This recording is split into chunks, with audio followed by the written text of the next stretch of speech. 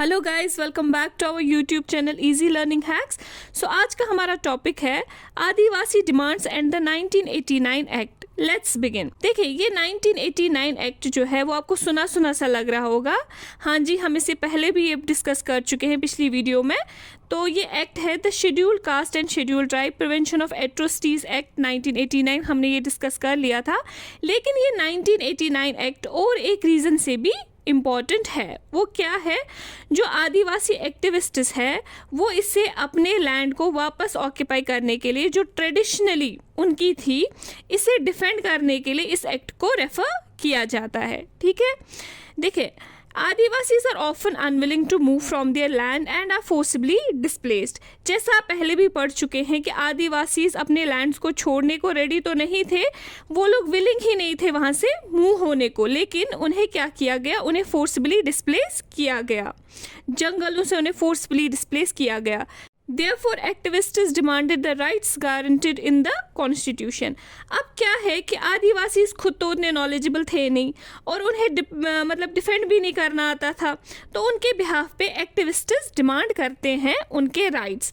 अब एक्टिविस्ट्स कौन होते हैं? एक्टिविस्ट्स होते हैं वो पर्सन्स जो कैंपेन करते हैं कोई सोशल पॉलिटिकल चेंज लाने के लिए, और उससे वो उसका मतलब वो उसमें पार्ट लेते हैं। ठीक है, जैसे पब्लिक प्रोटेस्ट्स वगैरह में, ताकि उनकी बात सुनी जाए, वो अपनी बात पहुंचाना चाहते हैं। जैसे मैं आपको एक एग्जांपल देती हूँ यहाँ पे कि ह्यूमन राइट्स एक्टिविस्ट्स के रिलेटेड मैं आपको एक एग्जांपल देती हूँ। ये बस एक एग्जांपल है कि वो गवर्नमेंट को एक्यूज़ करते हैं। फॉर एग्जांपल, वो गवर्नमेंट को एक्यूज़ करते हैं कि जो माइनॉरिटी ग्रुप्स हैं उनके साथ वायलेंस हो रहा है, वो वायलेंस का सामना करना पड़ रहा है, तो वो लोग प्रोटेस्ट करते हैं ताकि उनकी बात जो है वो सुनी जाए। तो ये एक्टिविस्ट जो है ये ऐसे ग्रुप्स की आवाज़ बनते हैं। ठीक है, आपको अब समझ आ गया होगा कि एक्टिविस्ट्स कौन है।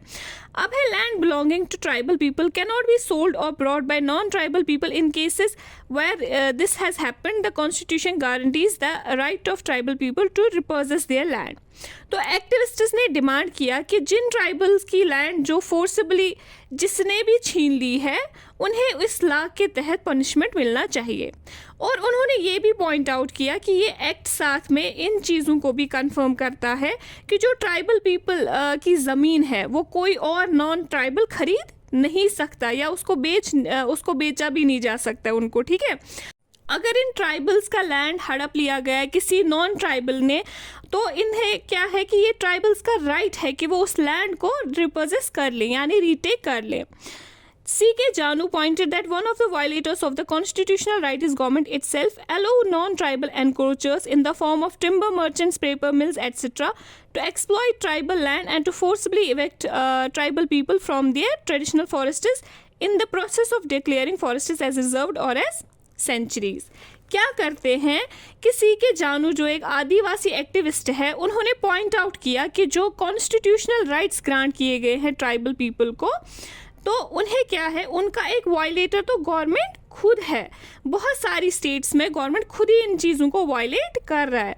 अब ये कैसे हो रहा है? देखिए, गवर्नमेंट अलो करती है नॉन ट्राइबल ग्रुप्स को, जैसे टिम्बर मर्चेंट्स हो गए, या जो टिम्बर सेल या बाय करते हैं पेपर मिल्स वालों को, तो इससे क्या होता है, वो ट्राइबल लैंड का एक्सप्लॉयटेशन होता है। उससे फिर वो रिजर्व्ड या सेंचुरीज का एक डिक्लेरेशन देते हैं, तो इस तरह से वो फोर्सिबली ट्राइबल्स को वहाँ से निकाला जाता है इन फॉरेस्ट्स से।